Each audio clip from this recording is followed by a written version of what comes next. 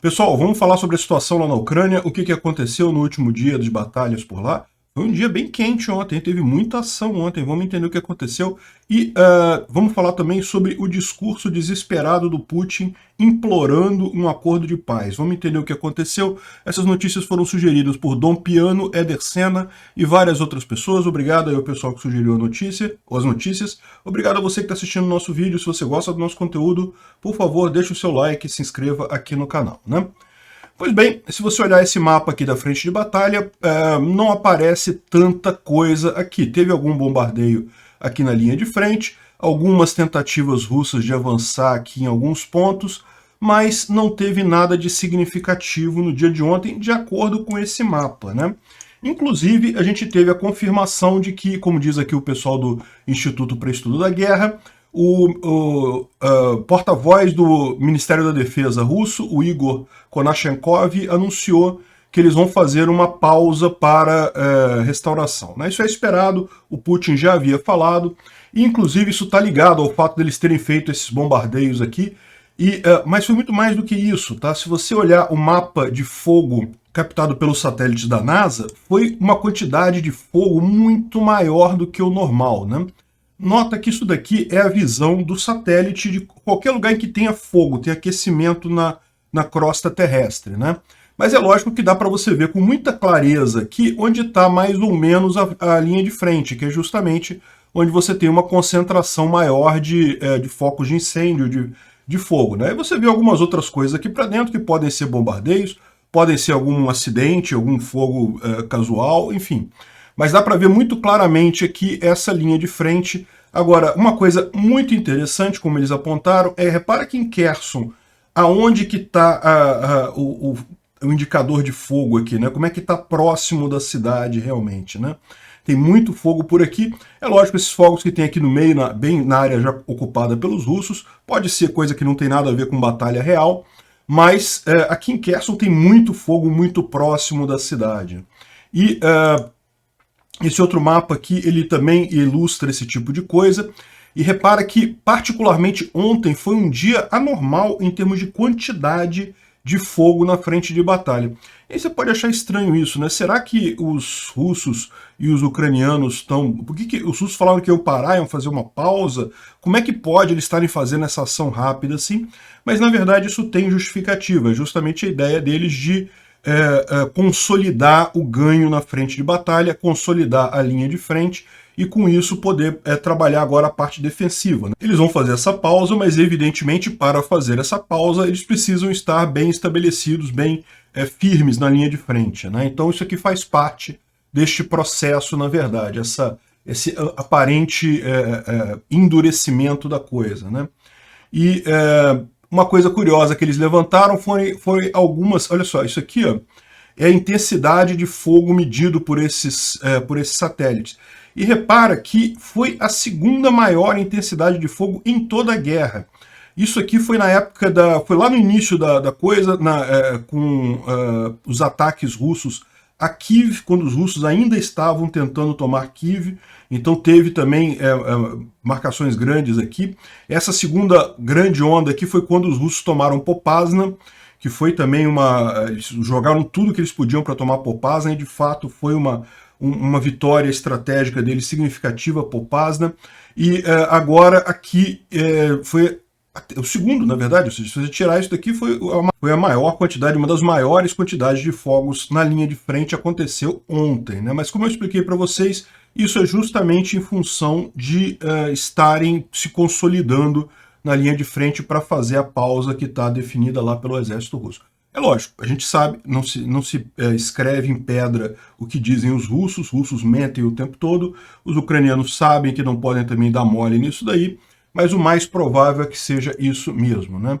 E aí uma coisa curiosa que trouxe aqui o Defimon, falando sobre falando sobre esse caso também, né? A quantidade de fogos na linha de frente muito, muito fortes, né? E aí ele aponta algumas coisas aqui que eu acho que vale a pena ressaltar, né? Então ele aponta, por exemplo, que dá para ver muito claramente com esses fogos a linha de frente aqui perto de Izium, né? É uma área que a gente não vê, a gente sabe que os ucranianos estão chegando próximos a Izium, estão nessa mata aqui do lado, né? Izium fica nesse cantinho de cá, e tem essa grande mata, essa região de floresta aqui do lado. A gente sabe que os ucranianos estão aqui, mas a gente não sabe aonde exatamente. Ontem deu para ver claramente onde é que está essa linha de frente aqui nas proximidades, né? Isso daqui também é um outro ponto de batalha, é esse ponto de batalha mais aqui ao sul, próximo a Donetsk. E também mostrou que tem bastante coisa acontecendo por ali, né? Tentativas de invasão. Aqui é a frente principal, aqui é Lysychansk, né? Severodonetsk, coisa e tal. E uma coisa que ele aponta aqui é que Bielorrivka já está completamente sobre domínio russo, né? A gente falou que, em tese, por esse mapa aqui e pelas informações que a gente tem do exército ucraniano, o exército ucraniano ainda controla Bielorrivka, ou seja, em tese, assim, se você for extremamente preciso, os russos não conquistaram ainda o oblast de Luhansk inteiro, porque ainda tem a cidade de Bielorrivka, uma pequena cidade, uma pequena vila. Mas isso daí é uma questão mera detalhe, né? Não vai fazer muita diferença. E mesmo aqui, sim, ele está falando aqui que pelo que está mostrando por essas linhas de fogo aqui, Bielorrivka já está, na verdade, em poder dos russos, né? Não está mais entre os ucranianos, né? Aí mostra aqui várias linhas, realmente eles segundo ele, os ucranianos dizem que as forças russas entraram em retirada em alguns lugares aqui devido a ataques ucranianos nessa região próxima a Bakhmut. Bakhmut está aqui, para você ver no mapa, essa região mais abaixo aqui. Então houve também muita tentativa de avanço aqui, né, dos ucranianos. Enfim, mas o mais interessante ele guarda para o final, e ele fala aqui sobre... Ele fala em vários lugares, né, de várias situações, e o mais legal que ele fala é que, olha só, eu tenho informação confiável que a ponte temporária que foi criada em Kupiansk foi destruída hoje e está não operável, né?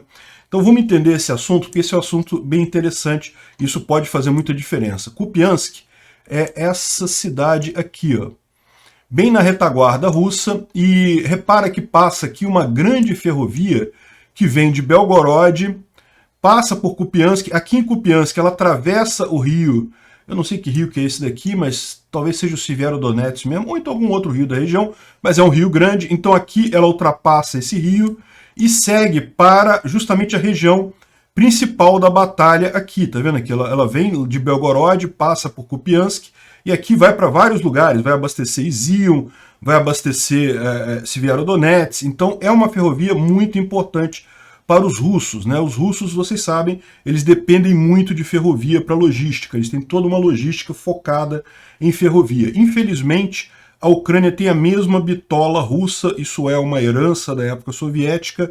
Existem planos para mudar isso, principalmente agora que a Ucrânia vai se integrar com a União Europeia. Muito provavelmente eles vão fazer um esforço de mudança de bitola, mas isso não é uma coisa barata e simples de fazer. É um processo que foi feito em alguns países, Polônia, países bálticos, mas leva décadas. Então não é uma coisa simples de ser feito, ainda mais num país tão grande quanto a Ucrânia. Mas então isso acabou ajudando os russos, porque os russos acabaram podendo usar as ferrovias ucranianas, né? E lógico, nos primeiros dias da guerra, os ucranianos destruíram a maior parte das ferrovias próximo à fronteira, mas vocês sabem, destruir ferrovia não é uma coisa muito efetiva, isso atrasa, evidentemente, o avanço, mas é sempre possível consertar ferrovia, é relativamente barato e simples consertar a ferrovia, né? Bom, pois bem, então uma coisa que os ucranianos fizeram aqui em Kupiansk para evitar o avanço russo, quando eles perderam a cidade, isso aqui foi logo no início da guerra, eles destruíram a ponte ferroviária que atravessava o rio, de forma que os russos não podiam usar essa linha aqui de Belgorod para abastecer a frente de batalha. É justamente o que está neste... Quer ver? Aqui tem a imagem. Aqui, ó. A ponte destruída em Kupiansk.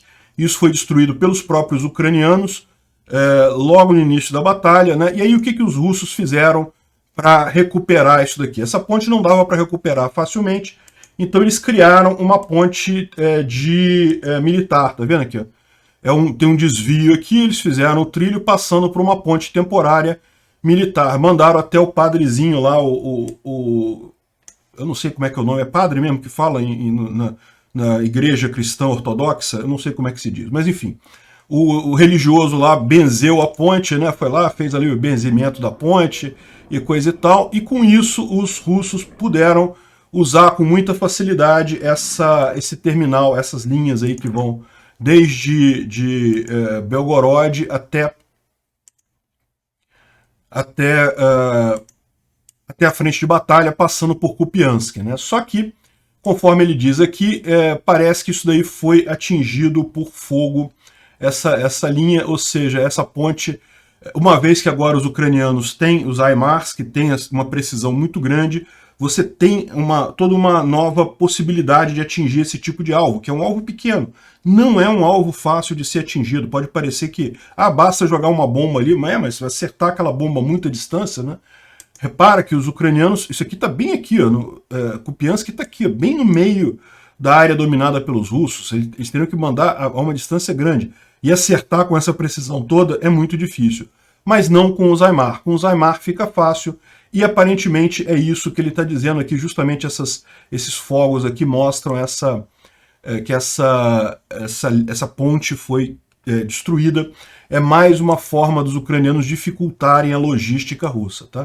Não impedem, tá, gente? Porque eles podem usar outras ferrovias por aqui, vir aqui por essa outra cidade aqui, Urazovo, que também tem outra ferrovia que vem para cá, e aí não precisa cruzar o rio nessa posição aqui, mas é lógico, é sempre mais complicado para os russos fazerem a logística deles, né? Então isso aí está dentro da expectativa ucraniana de dificultar a logística russa, né? E bom, como a gente viu, existem muitos fogos aqui em Kherson, da cidade. A cidade já é nessa área aqui, mais ao sul aqui, então assim, tem realmente muita coisa próxima aqui, né? E o que a gente teve ontem foi justamente mais um ataque ucraniano próximo a Chornobaivka, que é essa região aqui, próxima do aeroporto. Aqui também tem o aeroporto e tem o subúrbio de Chornobaivka. O ataque ucraniano foi nessa região, deve ter atingido alguma parte de tropa russa que tem aqui, causou um grande incêndio na região. O pessoal aqui diz que não sabe se foi munição que atingiu ou se meramente pegou fogo em alguma coisa, mas de qualquer forma foi um alvo russo atingido aqui, né? Além disso, o prefeito de Oleshk, que é uma cidadezinha que fica do outro lado de Kherson, né?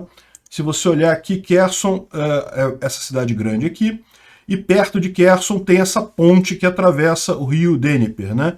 E aí você tem Antonivka aqui do lado de cá do rio e Oleshk do lado de cá, do outro lado do rio, né? Então essa ponte aqui é uma ponte crucial, porque se os ucranianos conseguirem, eles não precisam nem tomar Kherson, basta eles tomarem Antonivka e essa ponte, e também Nova Kakhovka e a represa que tem aqui, e simplesmente todas essas tropas russas que estão do lado de cá do rio vão ficar sem comunicação com as tropas principais, não vão conseguir ser reabastecidas, e daí vai ser uma questão de tempo para elas terem que se entregar como prisioneiros de guerra, né?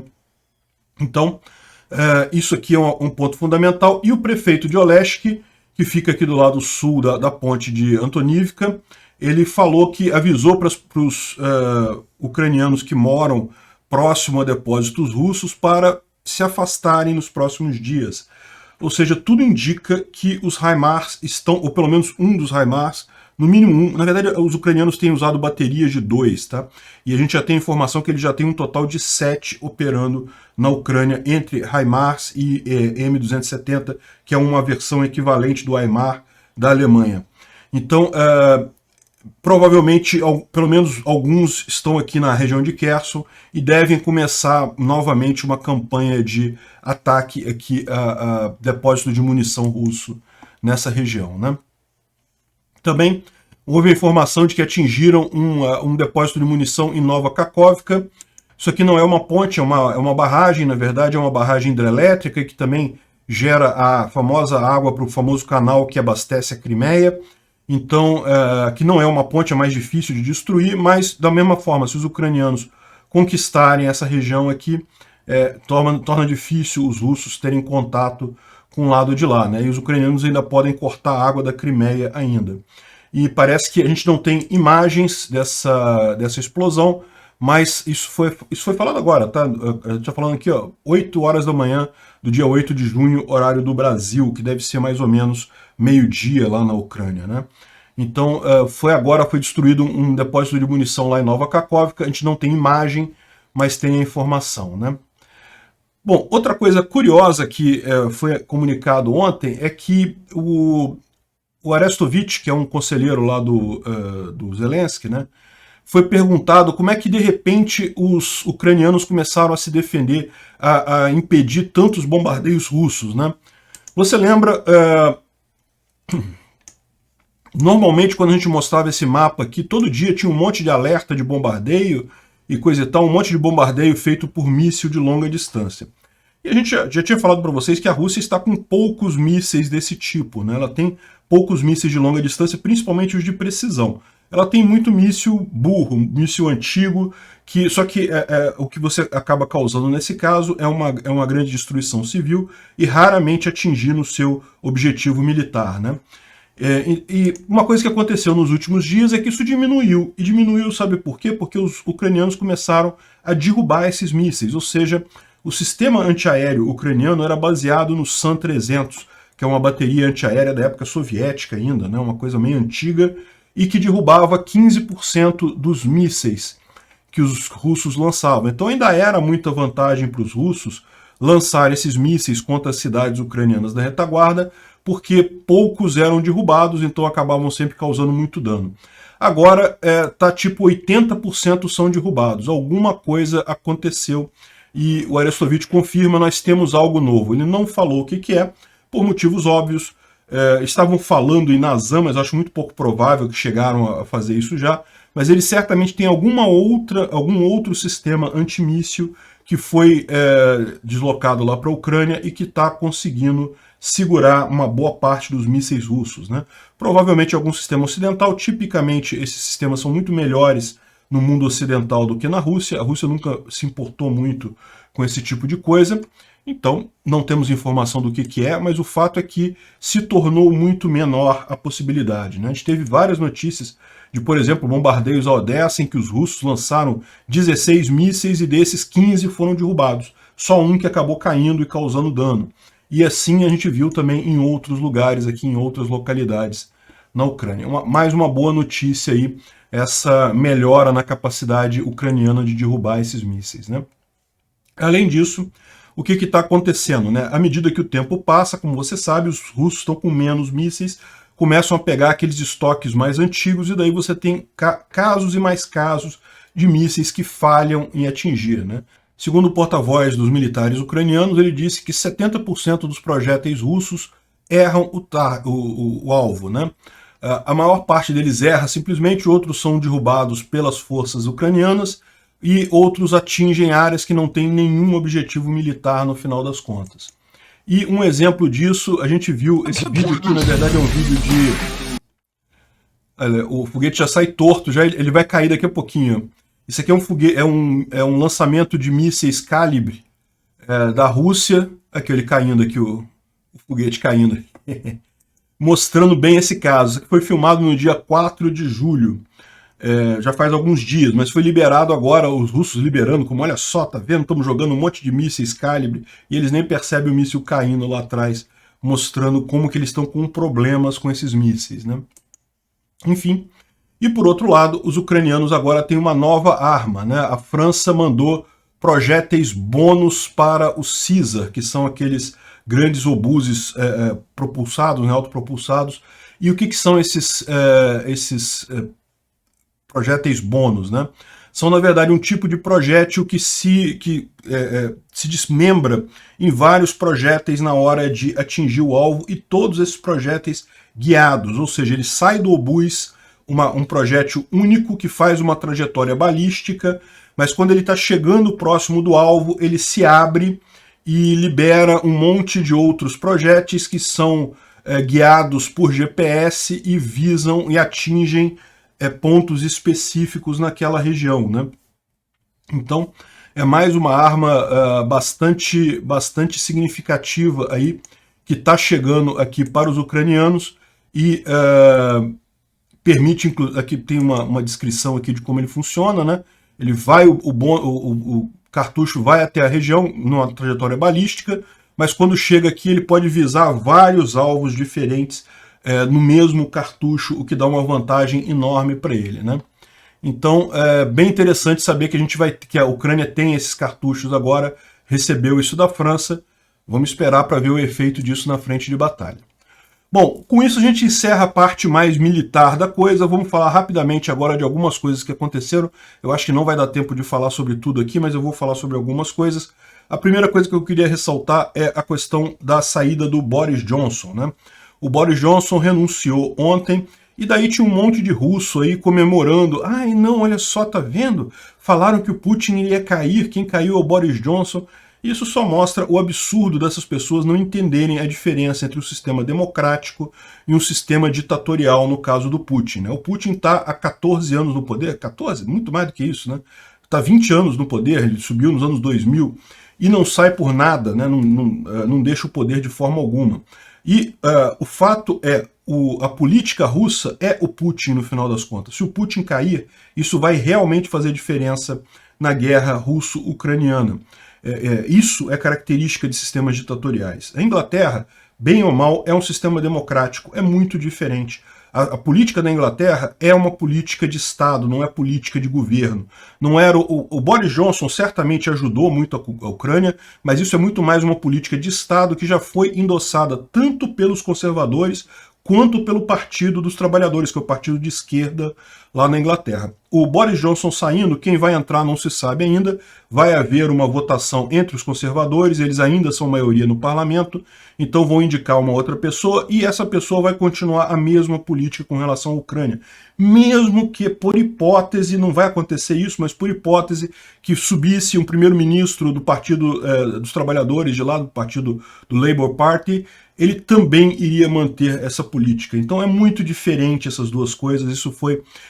E aqui está justamente o Dmitry traduzindo um comentário de um blog lá na Rússia, falando justamente sobre isso. Não que ele caiu porque ele não conseguiu fazer o projeto Ucrânia deles e não sei o que lá, e que, né, ele não foi suficiente, não conseguiu resolver os russos. O pessoal achando que a queda do Boris Johnson teve alguma coisa a ver com a guerra na Ucrânia. Não teve, ao contrário, pela ação dele na guerra da Ucrânia, ele até ganhou alguns pontos positivos em termos de popularidade lá, né? A questão é que tinham outros elementos na política interna do Reino Unido que realmente pesaram nesse caso. Tinha aquele caso da festa que ele fez na época do lockdown. Você sabe a minha opinião sobre o lockdown, foi uma besteira enorme, não deveria ter sido feito lockdown em lugar nenhum, isso não tem nenhuma base científica, esse tipo de coisa.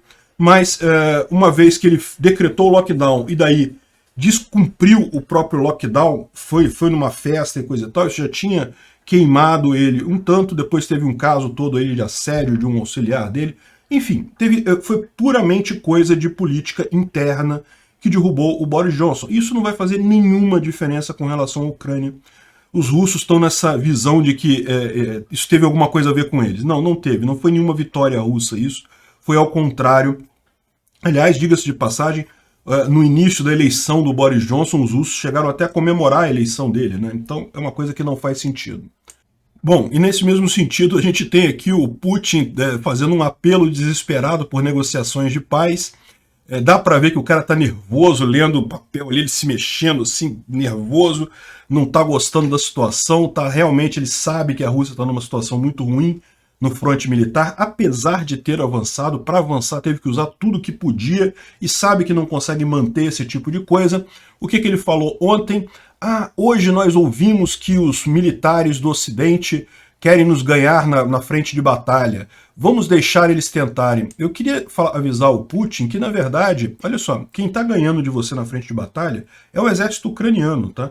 Tem algumas armas vindas do Ocidente, é verdade, mas o Ocidente não entrou nessa guerra, não. E é fácil, Putin, você saber quanto o Ocidente entrar nessa guerra, porque você vai ver os soldados ocidentais tomando cafezinho na Praça Vermelha 2 dias depois de eles entrarem nessa guerra. Vai ser muito fácil você perceber quando eles entrarem de fato nessa guerra, né? Por enquanto, vocês estão lutando o exército ucraniano. Nunca se esqueça disso.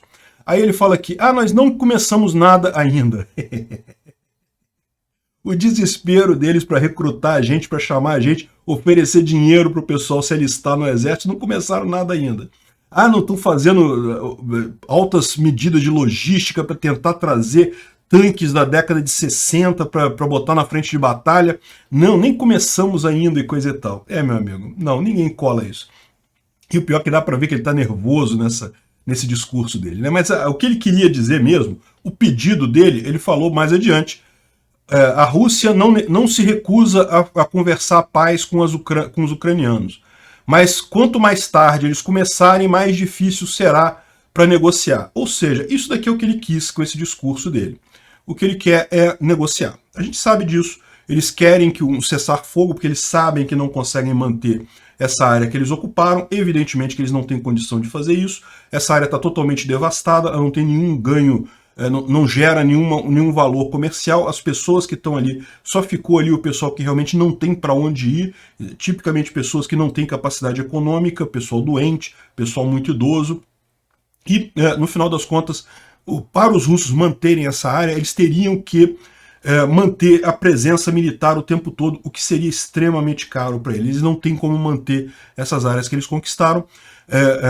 Por que eles mantiveram a Crimeia e o Donbás? Né? O pessoal falou ou comentou alguma coisa num vídeo meu. Mas eles mantiveram o Donbás e a Crimeia. Exatamente porque quando os ucranianos estavam avançando para retomar Donbás, é verdade, os ucranianos não chegaram a iniciar uma contraofensiva contra a Crimeia, mas contra Donbás sim, e estavam avançando e estavam tomando território dos entre aspas, separatistas de Donbás, e aí eles assinaram um cessar-fogo, foi um acordo para fazer um cessar-fogo, a Ucrânia trocou aquele território por paz. Então beleza, vamos parar, deixa esse território de Donetsk e Luhansk, aquele pedacinho ali com os russos, e a gente tem paz no resto da Ucrânia. E não deu certo, né? A gente viu que só adiou o problema. Daí a importância que a gente fala de não ter esse negócio, esse tipo de coisa agora. E o que o Putin quer é exatamente isso. Ele sabe que a única forma dele manter os territórios é fazer acordo de paz. E foi por isso que ele falou esse discurso todo, né, cheio de tiques e nervosismo e coisa e tal, porque ele precisa negociar. De novo tentou jogar a Ucrânia contra o pessoal do Ocidente, não que vão lutar até o último ucraniano, não, quem está lutando o Putin são os ucranianos mesmo, tá? O Ocidente está só ajudando a Ucrânia, não tem interesse nenhum do Ocidente nisso, eles estão só ajudando a Ucrânia, né? E lógico, é muito engraçado ele dizendo, né, que é uma coisa auto-aplicável, né? O Ocidente já perdeu a guerra na Ucrânia. Não parece não, Putin. Vou ser sincero com você, o Ocidente sequer começou a lutar na Ucrânia. Não tem ninguém do Ocidente lutando na Ucrânia. É a Ucrânia que está lutando com vocês, né? Dá para ver o desespero do cara, dá para ver que ele sabe que não tem para onde ir nessa guerra, usou tudo que tinha para conquistar Luhansk, que é um negocinho pequenininho ali que praticamente não fez diferença. Ele sabe que não consegue avançar mais, sabe que não consegue manter o que conquistou. Tudo que ele quer agora é o pedido dele desesperado por conversas de paz que estão aqui. E por que eu estou dizendo que é um pedido desesperado? Porque ele está fazendo isso, ele foi na televisão lá e falou esse pedido aí. Você viu o Zelensky falando isso? Não, o Zelensky quer a devolução de todos os territórios e quer o Putin sendo processado. Não tem nada de conversa de paz, não existe isso. O Putin é que está pedindo conversa de paz. Isso aqui mostra bem o desespero dele, né? Obrigado por assistir o vídeo até o final. Além de curtir, compartilhar e se inscrever no canal, considere se tornar patrocinador com valores a partir de R$ 1,99. Clique no botão Seja Membro abaixo para saber as condições e vantagens de patrocinar o canal. Mais informações sobre o nosso projeto, visite nossos sites indicados na tela.